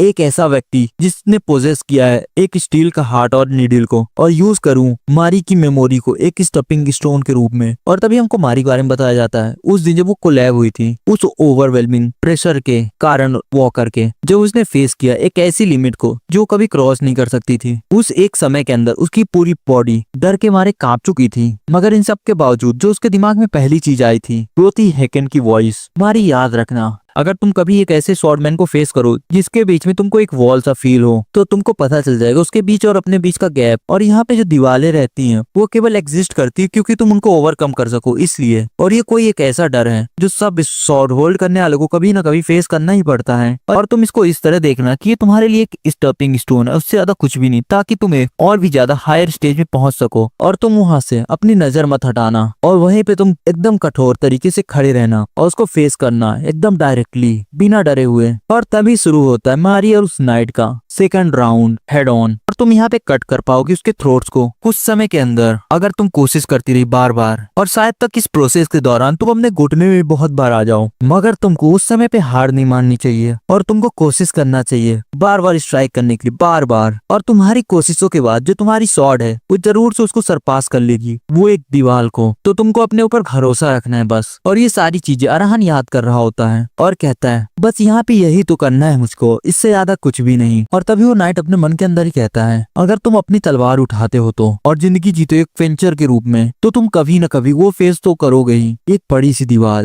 जो तुम्हारा रास्ता रोक के खड़ी रहेगी। और वो जो प्रेशर रहेगा वो तुमको अंदर से डरा देगा और उस मूवमेंट में तुम अपने आप को एकदम होपलेस पाओगे और उसके आगे तुमको एक कदम भी बढ़ाने में ऐसा लगेगा कि जैसे तुम पूरी तरीके से जल रहे हो। और तुम उसी समय पे चाहोगे तुम अपनी पीठ दिखा के भाग जाओ। मगर इन सब के बावजूद ये जो लड़का है वो चाहता है इसके अगेंस्ट लड़ना। यहाँ पे रेजिस्टेंस जो है एक रेकलेसनेस है जो यूथफुल के अंदर भरी हुई है। और तभी अरहान अपने मन के अंदर ही कहता है ये एक ऐसा ट्रायल है जिसके थ्रू मेरे को जाना ही होगा, भले ही मेरे लिए एक परफेक्ट पाथ ना हो, भले ये सारी चीजें इनकम्प्लीट हो, मगर जब तक यहाँ पे पॉसिबिलिटी है मैं रीच कर सकता हूँ तो ये मेरे लिए काफी होगा। एक डाउट नहीं, मेरे को यहाँ पे देखना होगा उस नाइट की एक एक मसल को, कौन से उसमें स्ट्रेंथ है, कैसे ये सांस लेता है, ये यहाँ पे किस प्रकार से और किधर से अपनी स्वॉर्ड उठाएगा। यहाँ पे मुझको सारे क्लूज को जोड़ना होगा और उसके साथ एलिमिनेट करना पड़ेगा जो अननेसेसरीज होंगे उनमें से और क्रिएट करना होगा और उस जगह तक पहुंचना होगा। एक ऐसा रास्ता जो सब देख के उसका मास्टर कहते हैं तुमको यही करना है डिसेंडेंट। यहाँ पे तुमको सारी वो आउटकम को अवॉइड करना चाहिए जिसमें तुमको लगता है कि तुम हारोगे और यही तो मतलब है करहान होने का। यहाँ पे तुम मत डरो टकराने से और टूट जाने से, झोंक दो अपनी पूरी बॉडी को उस ट्रायल के अंदर और बनाओ अपने आप को और दिखाओ अपने आप को इस पूरी दुनिया के सामने जो तुम्हारे अंदर बहता है करहान होने की विल। और वो पूरी फोर्स से आगे बढ़ जाता है। वो कहता है मैं यहाँ पे डर रहा हूँ और तब वो पूरी फोर्स से आगे बढ़ जाता है और दिखाया जाता है जो कि कहती है मैं यहाँ पे डर रही हूँ। और फिर से अरहान को दिखाया जाता है, वो कहता है यहाँ पे जो मेरे सर्वाइव करने के सर्कमस्टेंसेस हैं वो बहुत ज्यादा कम है। अगर सोचो तो यहाँ पे जितने ज्यादा ट्रायल से मैं गुजरा हूँ इसके बावजूद मैं केवल एक बिगनर लेवल में पहुंचा हूँ। इन सब के बाद मैं अपना चेहरा भी नहीं देखना चाहता। वो सारे दिन वो सारी सांसें वो मेरे को एक बर्डन के रूप में लग रही थी। और तभी मैं पहचाना कि मुझको जो सही में जिन चीजों से डरना चाहिए वो आग नहीं है, वो है मेरी खुद की वीकनेस, ताकि मैं कभी भाग न जाऊं। मैं यहाँ पे ट्रस्ट करूंगी मेरी रोज उसकी जिंदगी, मेरी फैमिली, मेरा फ्यूचर, मेरे सब कुछ छीन लिया गया। और ये जो पूरी दुनिया थी ये आग के अंदर भर चुकी थी। अगर यहाँ पे मेरे से कोई पूछता है मैं इन सब के लिए तैयार थी कि नहीं, तो मेरे पास उनको देने के लिए केवल एक ही आंसर है, और वो ये है कि अब मैं नहीं डरती इस दुनिया के फायर और ना इस दुनिया से। अगर मैं यहाँ पे हार जाता हूँ या फिर मैं यहाँ पे नहीं जीतता, मैं ये सारी चीजों को फेस कर सकता हूँ। और तभी अरहान उसी नाइट के बहुत ज्यादा क्लोज चला जाता और दिखाया जाता उन दोनों का एक इम्पैक्ट, चिल्लाते हुए बहुत ही फियरसम, जिससे जो अरहान की शॉट थी वो प्लूट के ऊपर चली जाती है और बताती है ठीक है ये बहुत ही ज्यादा पीसफुल था और मैंने फॉलो किया तुम्हारी एडवाइस को और छोड़ दिया ऑर्फेन को, जिसके कारण से मैं पहुंच चुकी इस दुनिया के अंदर। जो तुम्हारी टीचिंग्स थी मेरे द्वारा पास डाउन की गई और मैंने सीखा कैसे एक निडल ब्लेड को यूज कर सकती हूँ अपने हाथों से। अब मैं के तुम्हारे जैसे आजाद हो चुकी हूँ। अब मैं पूरी तरीके से इस दुनिया के बर्डन से फ्री हो चुकी हूँ। मगर इन सब के बावजूद मैं पूरी तरीके से श्योर नहीं हूँ कि मैं जो चीज कह रही हूँ सब सच है कि नहीं, कि मैं ऐसी जिंदगी जी भी हूँ कि नहीं। और ये पूरी दुनिया चिल्ला रही है वो स्ट्रॉन्ग मॉन्स्टर से मेरी आंखों के सामने। और यहाँ पे ऐसी बहुत सारी वॉल्स हैं जिनको मैं कभी भी ओवरकम नहीं कर सकते अकेले। मगर इन सब के बावजूद है कि मैंने ये सारी चीजें देखी अपनी जिंदगी के आखिरी समय तक, और मेरे आंखों के सामने एक भी मेरी, और इन सब के बावजूद मेरे रास्ते पे एक ही वॉल नहीं थी और मैं वहीं से पीछे हट गई। अगर उनकी बात को नजर रखे तो मैं तुम्हारे से दोबारा मिलूंगी उन्हीं फ्रेम्स में जब वो समय आएगा जो तुमने मेरे लिए किया। उसके बाद मैं तुमको बताऊंगी अपनी स्टोरी। ये स्टोरी यहीं से शुरू होगी। होकिन मैं और उसकी तरफ वो रोते हुए जा रही होती है और कहती है अब मैं इस आग से नहीं डरती एक भी, और उससे रोते हुए गले मिल जाती है। और बताया जाता है ये जो निडल की डेस्टिनेशन थी वो कंप्लीट हो चुकी है। और तभी दिखाया जाता है फॉरेस्ट का सीन, और वहीं पे अरहान अपनी आंख खोलता है और देखता है कि उसके बगल में आग लगी रहती है और कहता है क्या मैं वहाँ पे बेहोश हो चुका था। और अपने ऊपर से वो कपड़ा हटाते हुए कहता है ये चीज तो उस नाइट की है। इसका ये मतलब है कि मैं आखिरी में हार चुका हूँ। और अपनी निडल पकड़ के बहुत ही ज्यादा अफसोस लग रहा होता है। और तभी उसके पीछे से आते उसके मास्टर कहते हैं यहाँ पे इतना ज्यादा डिस्करेज मत करो यंग डिसेंडेंट, सही में ये तो काबिल था एक करवान के नाम के। और इससे भी ज्यादा ये जो तुम्हारी पेनफुल डिफीट थी, क्या तुमने अभी तक ये नोटिस नहीं किया खुद से तुम कंप्लीट कर चुके हो इस नीडल के लेसन्स। और ये सुनने के बाद वो अपने मन के अंदर ही कहता है मैं हमें फील कर पा रहा हूँ जो मेरी मसल्स है वो और भी ज्यादा रिलैक्स और फ्लेक्सिबल हो चुकी हैं। और इसके साथ ही साथ जो मेरे सेंसेस है वो भी और भी ज्यादा शार्प हो चुके हैं एक बीस्ट जैसे। अब मुझे ऐसा लग रहा है कि मैं बन चुका हूँ एक बिट्रियन मर्सनरी, एक ऐसा पर्सन जो अपनी पूरी जिंदगी बैटल फील्ड के अंदर गुजारा है। अब मेरे को समझ आ रहा है मास्टर का ये शॉट चुनने का इंटेंट क्या था। यहाँ पे ये केवल स्ट्रेंथ या टेक्निक के लिए नहीं था, वो यहाँ पे चाहते थे कि मैं उसकी जिंदगी को देखूं अपने से ही। इन सब के बाद अब मुझे ऐसा फील हो रहा है कि मैं अब किसी भी समय पे गिव अप नहीं कर सकता, पहले कितने ज्यादा खतरनाक ट्रायल आ जाए। यही तो है एक इंडोमिटेबल स्पिरिट। क्या ये सारी चीजें अगर ये मेरे को शुरू से बता देते तो इनको किसी प्रकार की दिक्कत होती क्या। और तभी वहाँ पे कोई आता है, ऐसा लगता है आपको देखने के बाद आप उठ चुके हैं यंग मास्टर, मैं यहाँ पे बस कुछ पानी लेने गया था। जिसको देखने के बाद अरहान एकदम शॉक और पीछे हट जाता है। और उधर से वो नाइट कहता है ओ डियर अभी भी लगता है कि आप मेरे को थोड़ा ज्यादा ही गलत समझ रहे हैं। और इधर से उसके मास्टर कहते हैं तुमको इतना ज्यादा परेशान नहीं होना चाहिए यंग डिसेंडेंट, ये उस प्रकार का आदमी नहीं जो तुमको जख्म दे। मगर इन सब के बावजूद लगता है कि ये सारी चीजों को अवॉइड नहीं किया जा सकता। मैं यहाँ पे समझ पा रहा हूँ जिस कदर से आप गुजरे हैं, तो यहाँ पे आपके लिए ये सारी चीजें इजी नहीं होगी कि आप अपना गार्ड इतना लोअर कर सके। पर यहाँ पे मैं अपनी स्टोरी आपको बताता हूँ तो उसके बाद अपने गार्ड को आप नीचे कर सकते हैं क्या, मैं यहाँ पे क्यों आया हूँ और इसके साथ ही साथ मैं आपके लिए खतरा क्यों नहीं हूँ यंग मास्टर। जो सुनने के बाद अरहान कहता है यहाँ पे तुम क्या कर रहे हो। और उधर से वही नाइट कहता है मेरे को आप परमिशन दीजिए ताकि मैं अपने आप को इंट्रोड्यूस कर सकूं आपके सामने। और हमको बताया जाता है इस नाइट का नाम पीटल है, एक रिटायर्ड नाइट जो पूरी जगह घूमता है, जो कि एक ऐसी बीमारी से जूझ रहा है जो कि मौत के बहुत ही ज्यादा पास है। और तभी हमको उसकी इंजरी दिखाई जाती है और फिर से बताता है भले मैं यहाँ पे कितना भी ज्यादा ट्रीट करवा लूं, कितनी भी ज्यादा अच्छी मेडिकल पिल्स खा लूं, और इन सब के बावजूद मैं यहाँ पे ज्यादा दिन तक जिंदा नहीं रह सकता। और अब मेरे पास लगभग 1 ही महीने बचे जिंदा रहने के लिए। मैं यहाँ पे एक बीमार आदमी से ज्यादा कुछ भी नहीं हूँ जो मौत का इंतजार कर रहा है। तो क्या आप मेरी अभी स्टोरी सुनेंगे कुछ समय के लिए। और हम लोग कुछ देर के बाद बैठने के स्टार्ट किए अपनी बातचीत करना। और हमको बताया जाता है उनकी शॉर्टमैन के शिप के अलावा उनके पास कुछ भी ज्यादा टैलेंट नहीं थे और ना ही के कुछ इक्विपमेंट्स, और वो इसलिए रिटायर हो गया ताकि वो अपनी स्टोरी को सुना सके और अपने इमोशंस को शेयर कर सके। और सही में ये थोड़ी अच्छी और स्मूथ कन्वर्सेशन गई। मगर मगर वो मेरे लिए एक बहुत ही बड़ी इंस्पिरेशन बन गए और मुझे पता चला उनके बारे में सब कुछ। पर एक बार जब वो पा गए थे इस इलनेस को, उनने छोड़ दी अपनी नाइटहुड को जिसके साथ वो इतना ज्यादा लॉयल थे, और एक ऐसे नाइट बन गए जो कि अपने मरने की जगह ढूंढने लगा। और उधर से वो नाइट कहता है, या फिर पीटल कहता है, जो कारण था मैं नाइट ऑर्डर को छोड़ दिया वो बहुत ही बड़ा था। मैं यहाँ पे उनके लिए बोझ नहीं बनना चाहता था अपने आखिरी समय में जिंदगी के, और मैं जो अपने फाइनल मूवमेंट में ज्यादा कुछ नहीं, बस एक शांत सी जगह पे मरना चाहता हूँ। तो सुनने के बाद अरहान एकदम सैड हो जाता है और उधर से उसके मास्टर कहते हैं यहाँ पे इसके सामने कोई भी फ्लैशवुड नहीं है। इसको देखने के बाद ऐसा भी नहीं लगता कि यहाँ पे झूठ कह रहा है। और इसके साथ ही साथ इस समय पे भी इसका जो माना हार्ट है पूरी तरीके से कैप्चर किया जा रहा है इलनेस के द्वारा। अगर एक बार कभी कोई इलनेस उसके माना हार्ट के अंदर पहुंच जाती है तो उसकी जिंदगी बचने के कोई चांसेस नहीं रहते। और तभी नाइट हाथ बढ़ाते हुए कहता है, आप यहाँ पे क्या सोचते हैं यंग मास्टर। जो सुनने के बाद वो थोड़ी देर शांत रहता है और फिर से नाइट कहता है, क्या यहाँ पे मैं क्वालिफाई बन चुका हूँ आपका नेबरहुड बनने के लिए। सही में ये बहुत ही ज्यादा इजी था मेरे को अपनी स्टोरी शेयर करने के लिए आपसे के साथ। जो सुनने के बाद अरहान कहता है, आपका बहुत ही ज्यादा शुक्रिया अपनी स्टोरी मेरे से बताने के लिए, और मेरा नाम है अरहान और मैं इस जगह का लास्ट रहने वाला हूँ जो कि अपना नाम खो चुकी है। और तभी वो नाइट कहता है, आपका स्वागत है नेबरहुड। जो सुन के पीछे से उसके मास्टर देख के मुस्कुरा रहे होते हैं और वो हमारे अरहान को देख रहे होते हैं। और तभी वो नाइट कहता है, आपका बहुत ही ज्यादा शुक्रिया इतनी ज्यादा स्वागत के लिए यंग मास्टर अरहान। और उधर से उसके मास्टर कहते हैं, अब समय हो चुका है कि एक स्टेप आगे बढ़ाएं हम लोग, अब यहाँ पे इससे भी अच्छी जगह कहीं नहीं हो सकती। और कुछ दिन के बाद का सीन दिखाया जाता है और तभी कोई कहता है, सही में ये बहुत ही ज्यादा मुश्किल हो रहा है ये सब समझने में, और अब मैं बन चुका हूँ एक शॉर्ट बिगनर, तो मुझे लगा कि आप मेरे को डायरेक्टली सिखाएंगे शॉर्टमैनशिप। इसके बाद आप मेरे को अचानक से बताने लगे कि आपको कहीं भी जाना है अचानक से ही। और शुक्रिया करता हूँ सर पाटिल का, जिसके कारण से हमको ज्यादा चिंता नहीं करना पड़ेगा मेंशन के बारे में, मगर यहाँ तक किसी प्रकार की जरूरत है कि हम लोग को इतना ज्यादा दूर जाना पड़ रहा है। जो सुनने के बाद उसके मास्टर कहते हैं, अभी तक तुम एक नॉर्मल से पर्सन वाला माइंडसेट नहीं छोड़ पाए, मेरे को यहाँ पे कितने बार बताना पड़ेगा जब तक तुमको समझ नहीं आता। यू फूलिश डिसेंडेंट, हम कारहांस पूरी तरीके से अलग है इस दुनिया से, और इसके साथ ही साथ हम लोग बहुत ही ज्यादा स्पेशल हैं। और जब तक तुम्हारे बॉडी के अंदर से ये ब्लड फ्लो कर रहा है तो तुमको ज्यादा परेशानी नहीं होगी शॉर्टमैन सीखने में। और इन सब के पहले तुमको अपने बॉडी की लिमिट जान लेनी चाहिए, और इसके साथ ही साथ तुमको एक नई शॉर्ट डिवावर करनी चाहिए ताकि तुम और भी ज्यादा ग्रो कर सको। और जो हमारी करंट डेस्टिनेशन है वो तुम्हारे लिए कदबर बनने के लिए एक सही जगह है। वो एक ऐसी जगह है जहाँ तुम्हारा स्टेटस ना ही ओरिजिन मैटर करता है, वो एक ऐसी जगह है जहाँ पे तुमको सर्वाइव करने के लिए किसी की जान भी लेना पड़ सकता है। मेरे एरा के अंदर उस जगह का नाम था एक अरीना, जहाँ पे होती थी बैटल्स लाइफ एंड डेथ की, और उसी के सामने अरहान आ चुका है। दी आयरन सिटी ऑफ फेरम, और इस सिटी का सिंबलाइजेशन है आयरन किंगडम का।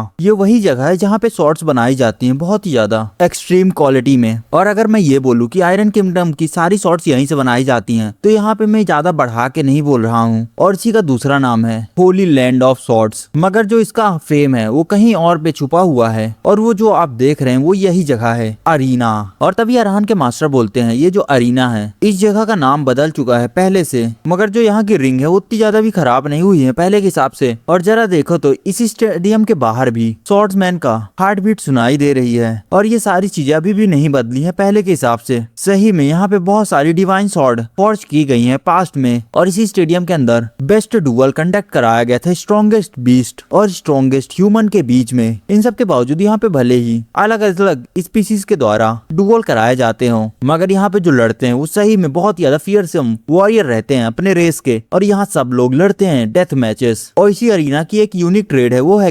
ग्लेडिएटर टेक्निक, जो की है ग्राउंड में इधर उधर रोल करना और लड़ाई करना एक जानवर जैसे, और जीतने वाला हारने वाले की जिंदगी के ऊपर अपना हक जता सकता है। और लास्ट में यहाँ पे बचती है इस फाइट के बाद केवल गॉसिप लड़ाई की, और एक फियर्स कॉम्बैट मेमोरी मॉर्टल्स की। और यहाँ पे जो स्पेक्टेटर्स हैं वो सभी ब्लड की खुशबू से नशे में चले जाते हैं, और इसके लिए वो लोग पे करते हैं गोल्डन कॉइन्स, और ये सभी चीजों को वो एकदम अपने हार्ट से एंजॉय करते हैं। और ये जो सिटी की मैडनेस बिल्ड की गई है एक खून के तालाब से, जो कि वॉरियर्स का बहा गया था यहाँ पे इसी को तो फेमर कहा गया है। जो सारी बातें सुनने के बाद आरहार बोलता है, अगर यहाँ पे जो चीजें आप कहे हैं वो सभी सच हुई तो इसका ये मतलब है जो यहाँ की स्ट्रेंथ है वो बहुत ही ज्यादा होगी, और इससे अच्छी मेरे लिए जगह नहीं होगी ट्रेन करने के लिए। यहाँ पे केवल मैं एक्सपीरियंस गेन नहीं करूंगा, बिल्कुल मैं कुछ नए वेपन्स को भी डिवावर कर सकता हूँ जिससे मेरी और भी ज्यादा स्ट्रेंथ बढ़ सकती है। जो सुनने के बाद उसी के मास्टर बोलते हैं, यहाँ पे सही में तुम बहुत ही ज्यादा सिंपल माइंडेड हो डिसेंडेंट, डिसेंडेंट, अगर चीजें इतनी ज्यादा सिंपल होती स्वॉर्ड को डिवावर करना, तो मैं वहाँ पे जितने भी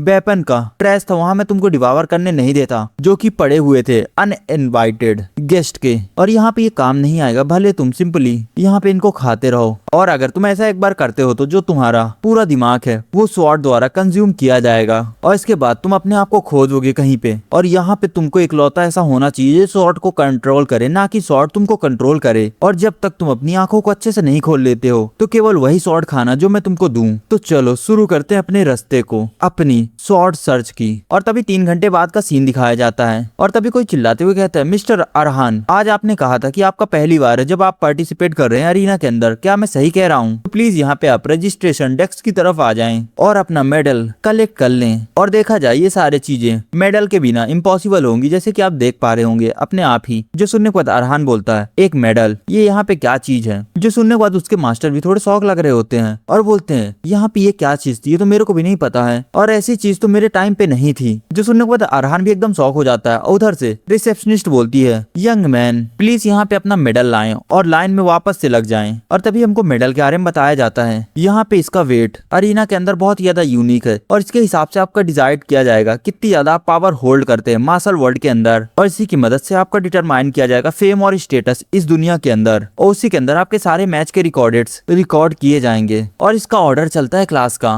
उसमें टॉप में है ब्लैक मेडल, फिर व्हाइट मेडल, फिर platinum medal, gold medal, silver medal, और ऐसे ही बहुत सारे। और यहाँ पे जो मेरे को इस बार रिसीव हुआ है वो है ब्रॉन्ज मेडल। जो देखने के बाद उसके मास्टर बोलते हैं, लगता है कि चीजें बहुत ही ज्यादा बदल चुकी हैं मेरे समय के हिसाब से। जो सुनने के बाद अरहान बोलता है, यहाँ पे आपका जो स्टेटमेंट है पूरी तरीके से बदल चुका है कुछ घंटे पहले के हिसाब से मास्टर। जो सुनने के बाद उसी के मास्टर हंसते हुए कहते हैं, यहाँ पे मैंने तुमको पहले नहीं बताया था, यहाँ का जो एटमॉस्फेयर है पहले के हिसाब से पूरी तरीके से बदल चुका है। भले यहाँ पे हम बात करें एक वो वॉर्म की जो अपने पूरी जिंदगी के अंदर तलवार नहीं पकड़ा है, या फिर एक बारवेरियन की जो अपने पूरी जिंदगी में मारने के अलावा कुछ भी नहीं जाना है। और एक बार जब तुम लोग आ जाते हो उसके अंदर तो ये सारी चीजें उनके हिसाब से चलती हैं। और यहाँ पे जो तुम्हारा वेट है क्लासेस का वो तुम्हारी सेफ्टी के लिए बनाया गया है। जो सुनने के बाद अरहान बोलता है, आखिरी में तो ये सारी चीजें मनी के पीछे ही हो रही हैं, यहाँ पे मैटर नहीं करता कि आयरन किंगडम के पास कितनी ज्यादा पावर है, मगर इन सब के बावजूद यहाँ पे अभी भी खून का रिस्क बहुत ही ज्यादा रहता है। भले ही 100 ईयर पास हो चुके हैं और इसके साथ ही साथ यहाँ पे एक भी गार्ड नहीं बचे हैं अब, मगर यहाँ पे जो स्पेक्टेटर्स हैं वो वेट कर सकते हैं पैसे अपने आउटकम के हिसाब से जो वो सोचते हैं। और यहाँ पे एक एक्सपर्ट को एक एक्सपर्ट के साथ ही लड़ाया जाता है और एक नूब को एक नूब के साथ ही इंटरटेनमेंट पर्पस से। अगर मैं सीधे सीधे सिंपल शब्दों में कहूँ तो समय अब पूरी तरीके से बदल चुका है, और इसके रिजल्ट के हिसाब से जो अरीना है वो एक सिंबलिक लैंडमार्क बन चुका है, जहाँ पे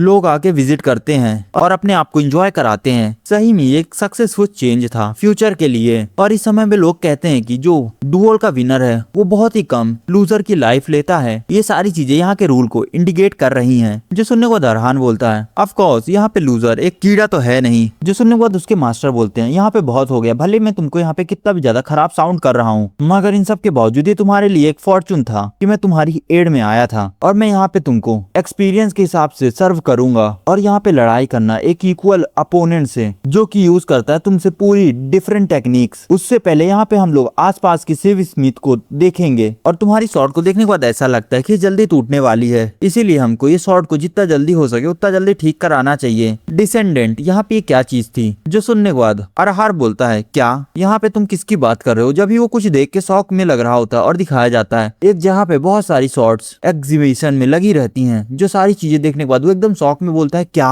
और यहाँ पे इतने सारे वेपन्स क्यों है स्ट्रीट के बीचों बीच? जो सुनने के बाद उसी के पीछे से कोई चलते हुए आता है और बोलता है, यहाँ पे आपको देखने के बाद ऐसा लगता है कि यंग मास्टर ने पहली बार हॉल ऑफ फ्लेम्स को देखा है। और मैं अपने आप को इंट्रोड्यूस करता हूँ, मैं यहाँ पे टॉम हूँ जो कि इस हॉल का केयर टेकर है। अगर आपको यहाँ पे कोई प्रॉब्लम नहीं तो क्या मैं यहाँ आपको एक ब्रीफ एक्सप्लेनेशन दूं इस जगह के लिए? जो सुनने के बाद अरहान बोलता है, ये तो, और अपने मास्टर को देखने लगता है। उधर से बोलता है, मैं यहाँ पे अरहान हूँ, अगर यहाँ पे आप इतने ज्यादा काइंड हैं तो आप मेरे को थोड़ा ब्रीफ एक्सप्लेनेशन दे सकते हैं, मैं बहुत ज्यादा ग्रेटफुल हूँ सुनने के लिए। जो सुनने के बाद वही बोलते हैं, टॉम यहाँ पे जितने आर्मेंट डिस्प्ले कराए जा रहे हैं वो सारे ग्लैडिएटर्स के हैं। यहाँ पे जितने हैं वो सभी लोग आउटस्टैंडिंग परफॉर्मेंस दिए हैं इस अरीना के अंदर पास्ट में। यहाँ पे जितने भी वेपन देख रहे हैं वो उसमें अभी भी कोई भी परेशानी नहीं हुई है और यहाँ पे ये सभी को दिखाया जाता है ताकि ऑनर कर सके फाइटिंग स्पिरिट को। जो सुनने को अरहान बोलता है मैं भी यहाँ पे देख पा रहा हूँ। और उधर से तभी टॉम बोलता है अगर यहाँ पे आपको और भी क्वेश्चन पूछना हो तो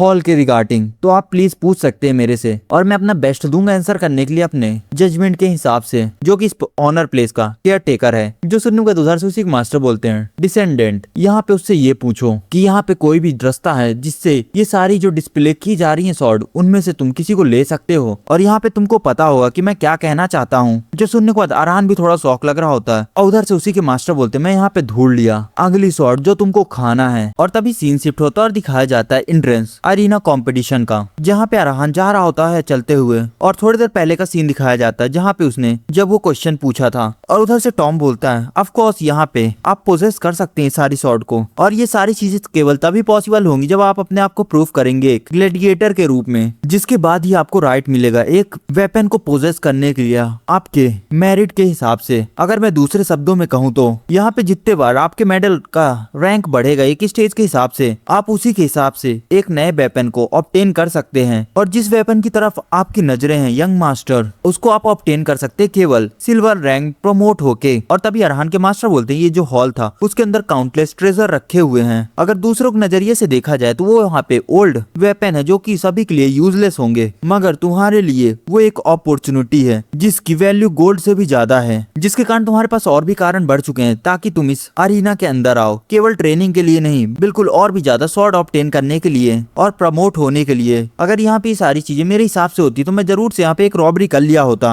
और सारे वेपन को चुरा के अपने पास रख लेता, मगर ये सारी चीजें अभी के हिसाब से नामुमकिन है क्योंकि वो जो मैनेजर है वो एक ऑर्डिनरी आदमी नहीं है। जो सुनने के बाद अरहान बोलता है उसको देखने के बाद ओल्ड जेंटलमैन लग रहा है। उधर से सभी उसके मास्टर बोलते हैं मैं यहाँ पे मदद नहीं कर पा रहा, बिल्कुल तुम उसकी पावर को भी नहीं सेंस कर पा रहे हो, तो इसका ये मतलब है कि तुम्हारे और उसके बीच में बहुत ही बड़ा गैप है अभी। और वो जो मैनेजर है वो केवल आधा कंप्लीट हुआ है अभी तक और वो अपना माना यूज कर सकता है अपने आर्मर के हिसाब से जो कि एक एब्सोल्यूट डिफेंस है। अगर मैं दूसरे शब्दों में कहूँ तो वो एक स्वॉर्ड एक्सपर्ट है। जो सुनने के बाद अरहान एकदम शौक होकर चिल्लाते हुए कहता है एक स्वॉर्ड एक्सपर्ट, तुमने कहा ये वही स्टेज नहीं है जो स्वॉर्ड मास्टर के पहले आता है और यहाँ पे ऐसा सुपर ह्यूमन एक्सपर्ट को एक मैनेजर के रूप में क्यों हायर किया गया है। जो सुनने के बाद उसी मास्टर बोलते हैं यहाँ पे ये सारी चीजें इतनी ज्यादा सरप्राइजिंग भी तो नहीं थी और यहाँ पे जो यूजुअली उस रिलम को अचीव कर लेते हैं वो अपनी इजी लाइफ जीने पसंद करते हैं, तो इसीलिए हम लोग को ये रॉबरी का प्लान बाद के लिए सोचना चाहिए। जो सुनने को अरहान एकदम शौक होकर बोलता है अपने मन के अंदर ही क्या सही में ये इस टाइम पे रॉबरी की सोच रहा है। और उधर से मास्टर तभी बोलते हैं उसके भले यहाँ पे अरीना कितनी भी ज्यादा बदल चुकी हो मगर अभी भी कुछ ऐसी चीजें हैं जो पहले के हिसाब से ही सेम चल रही हैं। चलो ठीक है, यहाँ पे पहले तुमको अपना फेस बदलना होगा ताकि तुम एक अपनी नई आइडेंटिटी बना सको, जिसके कारण से जो तुम्हारा स्टैट्स है अरीना के बाहर कुछ भी बदले ना